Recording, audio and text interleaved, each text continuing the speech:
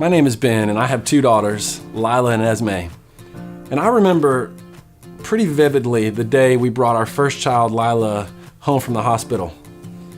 I looked at my wife, Holly, and I said, that was great, at least for me. What do we do with her now?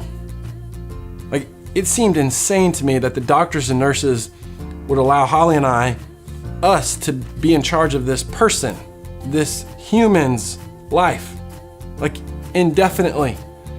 I think the best word to describe my first impression of parenting would be overwhelming, for sure. I'm overwhelmed with love, overwhelmed with responsibility, overwhelmed with exhaustion, overwhelmed with Google searches. How to swaddle, that was my first Google search. Then I moved on to other things like how to put a baby in a doorway jumper without regretting it forever. Maybe that was just me. By the way, doorway jumpers, terrible idea. Look, parenting, it's overwhelming. I mean, some of us deal with that in different ways. We read books, we ask for the advice of a professional, we reach out to friends or family members who are a little bit down the road from us. We call our moms and say, Mom, how did you keep us alive?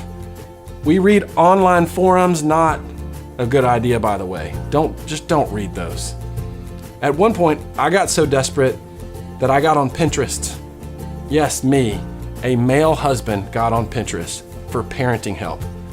Look, there is plenty of advice out there. But then, like, even that can be overwhelming, right? I mean, the sheer volume of ideas and theories and guidelines, it's enough to make you want to quit before you even start. I've been there. I mean, every parent has probably been there.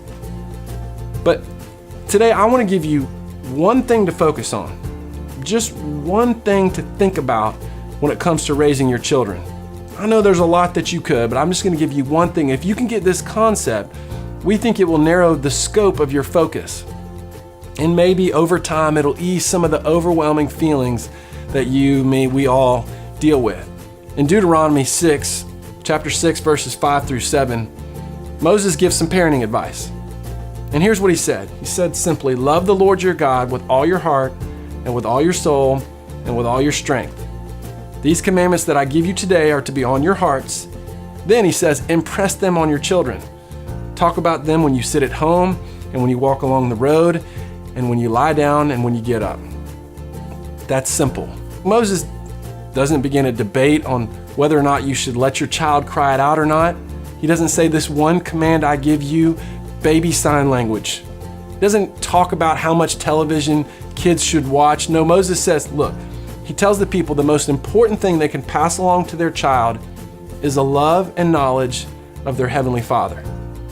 And so we think, oh, that's so obvious. Of course I'm going to pass that on.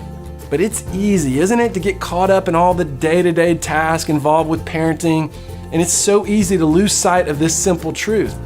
Outside of them knowing they are loved, nothing is more important than your child's faith. Nothing is more important than living a life that shows your child that their Heavenly Father created them and loves them and desperately wants a relationship with them. So instead of asking yourself, what do you want your child to do? What if you asked yourself, who do I want my child to be? There was a season of my life when I used to go running with my brother-in-law, Tim. Now, to Tim, running is easy and fun, okay? He's one of those people. To me, running is terrible and hard. I'm one of those people, okay? He's one of those guys who can carry on effortless conversations while he runs. I hate people like that. I'm gasping for air. I'm grunting. I'm trying to hide the fact that I'm crying.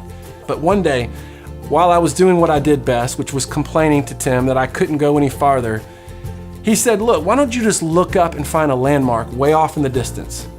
Just focus on making it there. And so that's what I did. Now, focusing on that spot, it didn't put any more oxygen in my lungs. Didn't make me any happier about running, but it did help me push through because I kept the destination in focus. And that's what we want you to do with parenting. We want to help you choose a spot in the horizon to focus on. And so at the end of this video, here's what we'd love. We'd love for you to sit down and write a description of the type of person you'd like your child to grow up to be. Do you want your child to be forgiving? Do you want your child to be generous, a good friend, a hard worker, compassionate, determined, loyal? We want you to choose 3 to 5 words. Now, you're going to share these during the baby dedication event, so we want you to make sure that you write them down, write them out. Now, I realize, and I would probably be like this, some of you are going to look at this list and start getting overwhelmed all over again. You're thinking, whoa, wait a minute. I'm just trying to get my daughter to sleep longer than 3 hours a night. I'm trying to get my son to eat something other than marshmallows for dinner. And you want me to focus on teaching them how to be compassionate? That's not what this list is. This list, it's your ultimate destination. Let your periphery take care of the little things, but let this list navigate the big moments and the big decisions. Because look, right now is important. And the crazy, overwhelming moments along the way are important. But while you are surviving those, we want you to keep a bigger picture in your mind. And here's what we want it to be. The person that your amazing son or daughter can become. Focus on that.